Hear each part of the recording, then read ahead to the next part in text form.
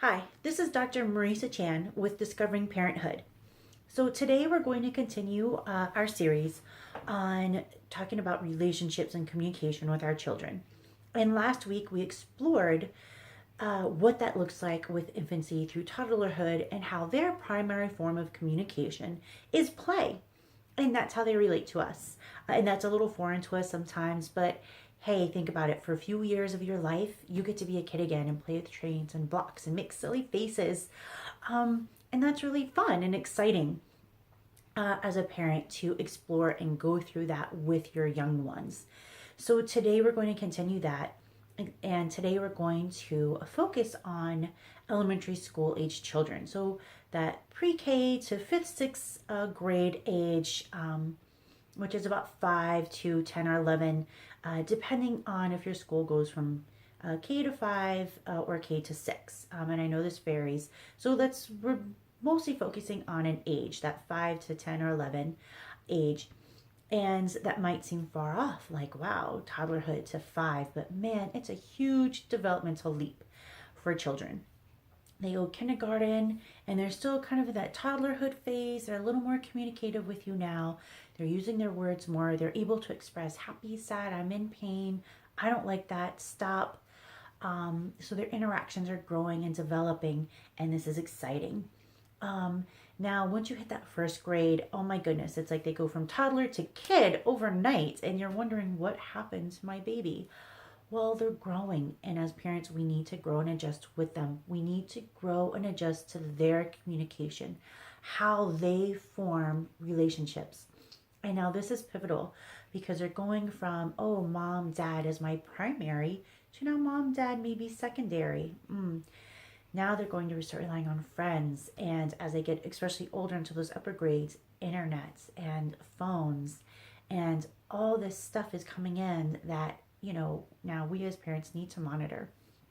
So how do we stay the primary influence during these key years? And I say key, people think, oh, the teens, those are key years. Yes, but you want your teen to open up and talk to you about dating and sex and this friend who's not being nice. What's going on with the teacher? Well, here's where this starts. You want them to open up in these big areas later in life. Well, that happens in these small moments now. And if you didn't have a great relationship when they were infancy, maybe you worked, maybe you traveled a lot and you just weren't there. Great news, it's not too late. I am a firm believer it's never too late. And actually attachment theory would back me up on that. You can become that primary attachment figure with your child. So during the school age, this 5, 6 to kind of 10, 11 age range, they're going to start to communicate to you how they receive love from you. And that sounds silly, like, well, I hug, I kiss my kid, I tell them that I love them. Make sure you tell them that your kid that you love them at least 2 or 3 times a day. I always let my kids know in the morning before they walk out the door, or as I'm dropping them off at school, and at night before I put them to bed, and who knows how many times during the day. Either way, it's important for them to hear. But some kids, they receive that just a little differently. For example, my oldest, who is in the 3rd grade, and his primary way to receive love from me or my husband is time.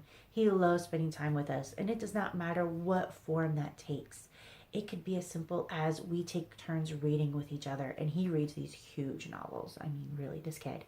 Anyway, sometimes we'll just sit and take turns reading. I'll read a couple of pages, and he'll read a couple of pages, and it's so wonderful that we may not be talking verbally about his day, but we're still relating and we're building that relationship so that then when we are having those conversations, he's more likely to tell me about what's going on at school, what's happening with friends, what is he into. I can name all his likes. I can name his favorite foods. Can you name your kids' best friends, their favorite books, what's going on in their day? My other one, his favorite thing is to have that interactive time. I mean, he could really, it doesn't matter. He could sit on my lap and we could read a book, we could snuggle. He needs about 20 minutes. That's about his time to feel loved and appreciated by me or my husband. And my little one, she's still too young. So I don't really know right now. I know she likes to jump and for me to catch her. Yes. books. My kids love books. So this sounds so simple, but it's so meaningful to them. And in this, especially as they get older, they're going to start to open up and have those conversations. They're more verbal. They're able to communicate. Well, this kid did XYZ. I don't feel loved here. Um, and we're able to listen. And I said this in the previous video, and I already warned you. I'm going to repeat this many, many times throughout each video, and probably many times throughout this video. Listen. So let's define listening and hearing. Okay, there's a big difference, and most people think they are the same thing. Well, in my training as a therapist and as I went through my program, I discovered they are not the same thing at all, not one bit. So hearing is what most of us do throughout our day. We hear noises in the background. Maybe we semi-tune in to our coworkers' conversation or what they're telling us about their day because, we don't care about that 5th date with the 100th man or whatever is going on. We're semi-paying attention. We're not fully listening, but we're tuning in enough to get the gist.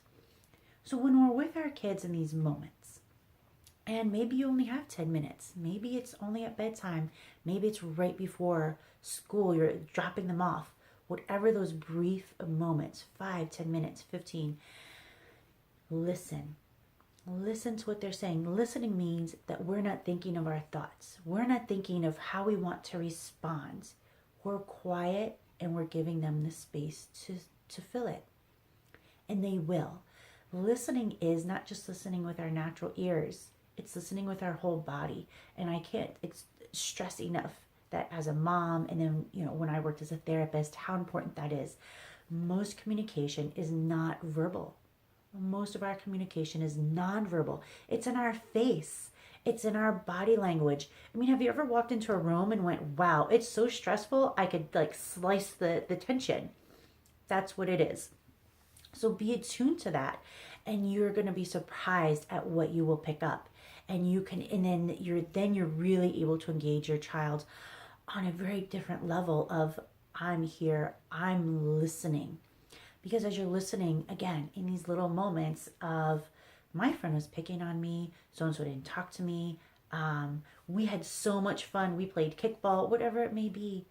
Then when they're dating, when they're ready to get married, when they're having whatever the issue is, when they're older, they're going to come to you. And you want to be that influence. Do you really want your teenager or your kid going to their best friend asking about, I don't know, sex? No, I certainly don't. I want my kids talking to me about certain issues. So if I want to be that primary influence, if I want to be that person they come to, then I need to make myself available. And in those moments, it's not shutting our kids down when they come to us. I was talking in class and I got in trouble.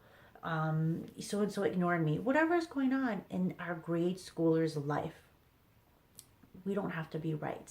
It's not, oh, why did you do that? No, we're going to shut them down. We need to be open, and this doesn't mean that we don't discipline them when necessary, when they have done something wrong at school, when something has occurred. But when you have that relationship, when you're open and they can trust you and they can feel safe communicating with you, that discipline and those conversations go so much further.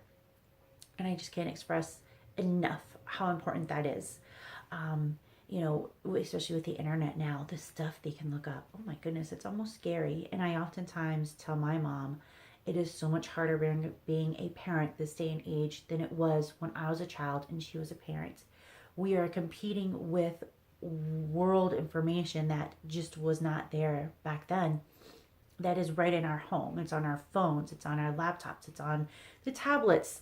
And, they have access to so much more that we need to be so much more present and so much more diligent to spend this time with them. So let's say you're going, how do I do that?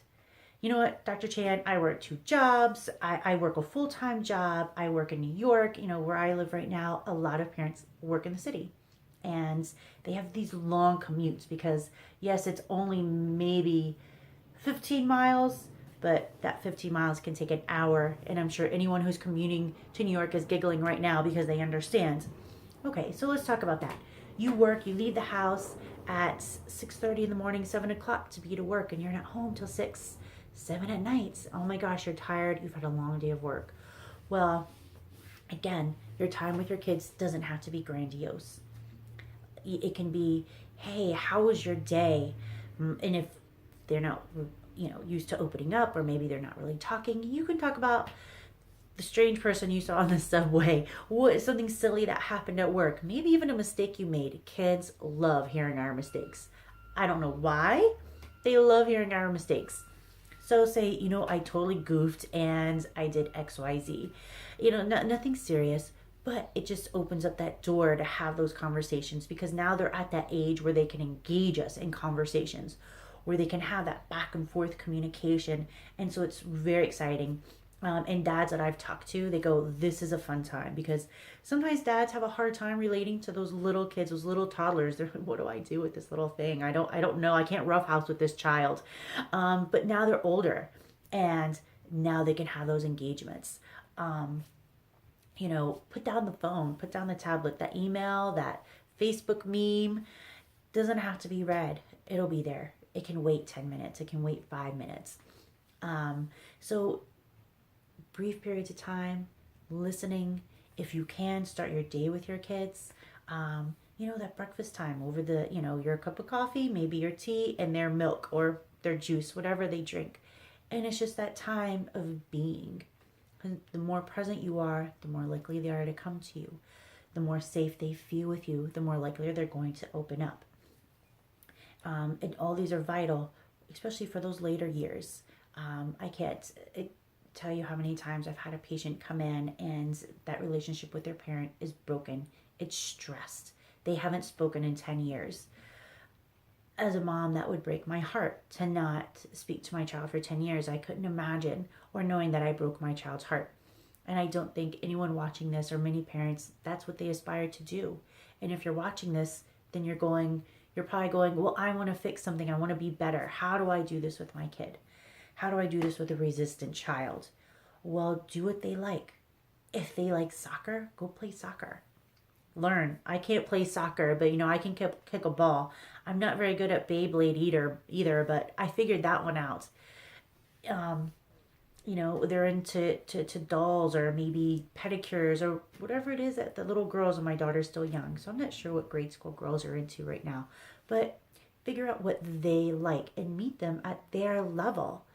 Don't think they can come up to where you are. You're the adult. They're the child, no matter how old they are. We can go down to where they are and like what they like, and watch their shows and be into what they're into. And there's so much more to open up, so much more likely to open up to us when we can do that, when we can meet them where they are. So I hope that was helpful in creating a relationship and communication.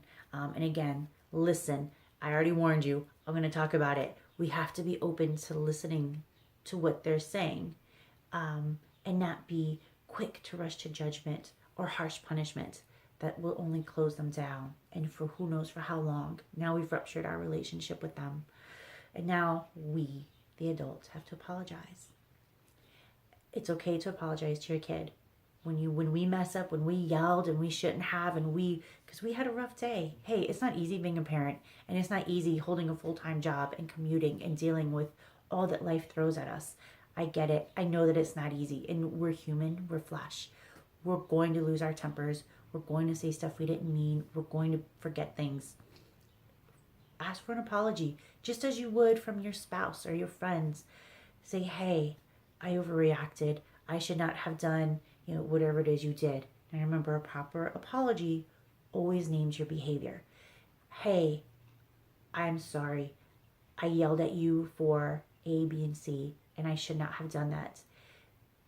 Please forgive me. This is how I should have handled it. And then say how you would have liked to have handled that situation.